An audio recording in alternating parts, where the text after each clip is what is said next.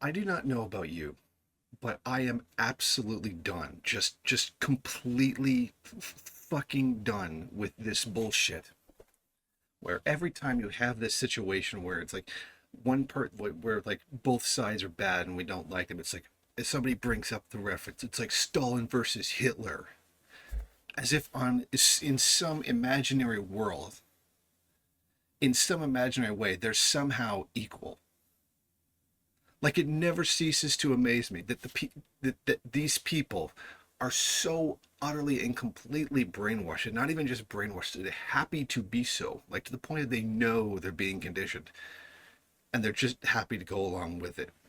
That they cannot tell the difference between the guy who started the Holocaust and the guy who ended the Holocaust. But since neither one was American, it really doesn't matter. They're both the same thing, right? Like it just never ceases to amaze me the amount of utter. I got a theory it's butthurt. I got a theory it's butthurt, knowing that the Soviet Union actually won World War II.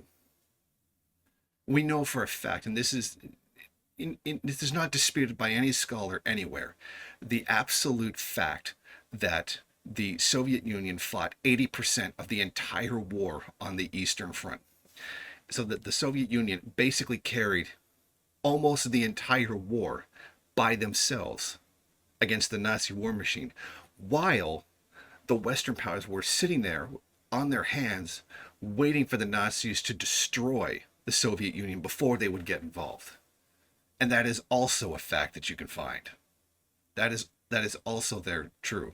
And then when it became clear that it wasn't going to happen, that the Soviets were going to push back and were going to win, then all of a sudden it became really, really important to get involved and really, really important to try to get to Berlin before the Soviets did to stop the spread of communism. Because how you have to stop something that disagrees with you. I mean, if it doesn't sit well with your corporate masters, then you have to basically give your life to go and stop it. So and I love always the reference to the Molotov-Ribbentrop Pact. What about that? With the Nazis allied with the Soviets? Okay, first of all, when you do this, you recognize that you are a complete moron who does not know what an alliance is. That was a non-aggression pact. I won't shoot you. You won't shoot me. Both sides knowing that they were going to eventually shoot each other. They both knew that. Everybody knew this war was coming. Absolutely everybody in Europe, everybody in the New World, everybody in Asia knew this war was going to happen one way or another. All it was doing was buying the Soviets time to prepare to fight. And well, wouldn't you know, that was a good thing to do because then they were prepared when the Nazis came for the most part and were actually able to defeat the Nazis, doing most of the fighting by themselves, as I have already mentioned. What pisses me off to no end is the utter dishonesty. A simple non-aggression pact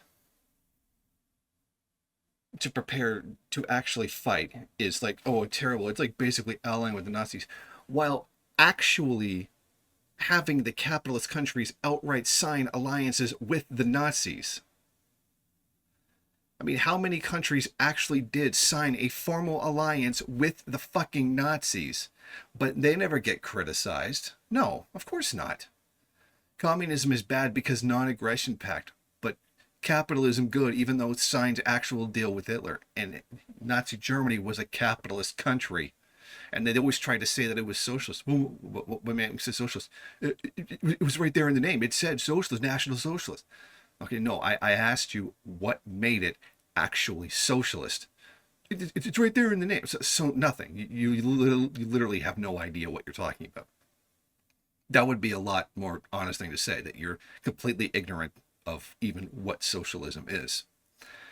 Couldn't help but notice Nazi Germany ran on a market economy with private property.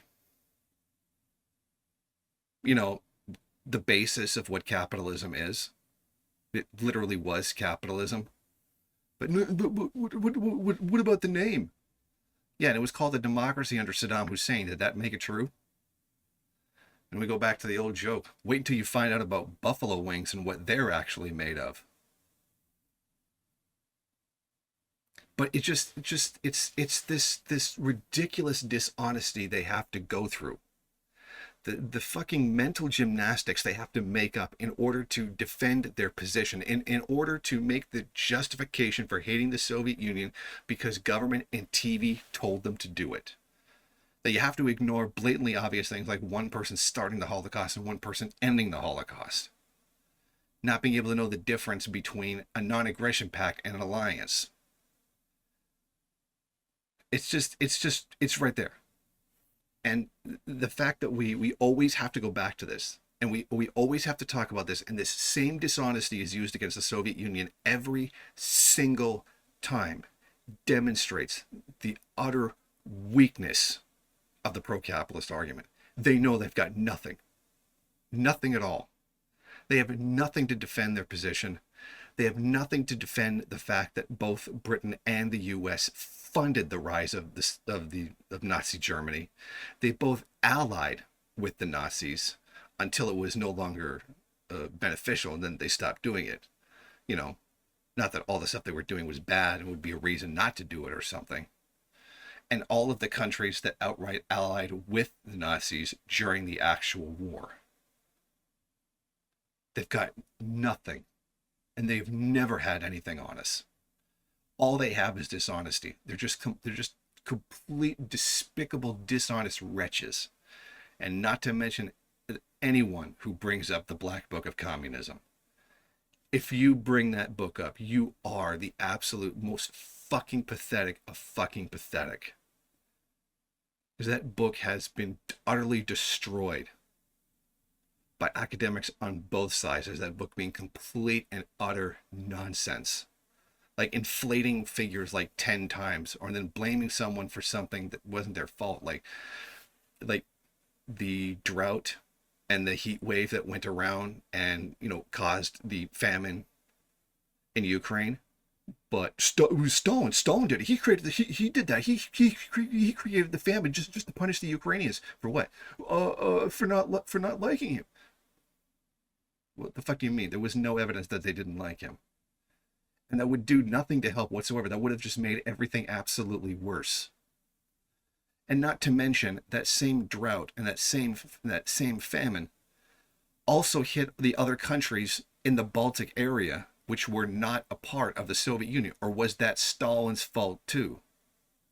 Like I said, fucking anti-communists got nothing. They've got nothing academic. They've got nothing honest on us at all. They're complete and utter punks. Get nothing. And I'm so sick of the shit of saying that Stalin was somehow equally evil to Hitler. That's just complete nonsense. Stalin literally saved the world while the United States and Britain were sitting there wringing their hands on how much money they were going to make off of the Nazis. Just so the next time you think about doing that, shove a lead pipe in your head or something, because basically you're a dishonest wretch. Thank you for watching. If you like this program, then please head over to my Patreon page and set up a monthly donation. It's your donations that keep this program running. Also, if you would like, please rate, comment, subscribe, and share in various social media.